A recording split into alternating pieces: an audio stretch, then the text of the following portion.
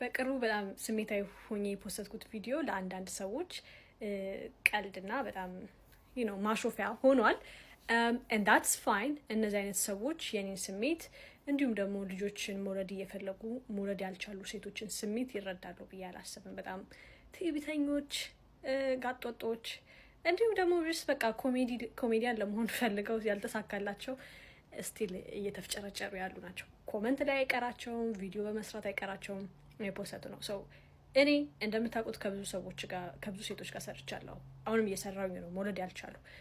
ሶ አይ ኖ ምን ያህል ይሄን ነገር ሴቶችን እንደሚጎዳቸው ኢቨን ሳይኮሎጂካሊ ራሱ መውለድ እየፈለጉ መውለድ አለመቻላቸው ማለት ነው። ሶ ከ6 ዓመት ከ7 ዓመት በኋላ እንደዚህ አይነት ነገር ሞክረው ሲሰራላቸው እና ልጅ ሲኖራቸው ዳትስ አሜዚንግ። በጣም ነው ያስለቀሰኝ። ዳትስ ብዙ ናቸው ያልጠበቅኳቸው ያልሰማሁት ነገር ነው በኮመንት ያየሁት። ደውለው የሚነግሩኝ አብሬ የምሰራቸው ሰዎች እሱን አውቃለሁ፣ ግን ይህን ያህል ሰው ላይ ኢምፓክት ይኖረዋል ብዬ አላሰብኩም ነበረ።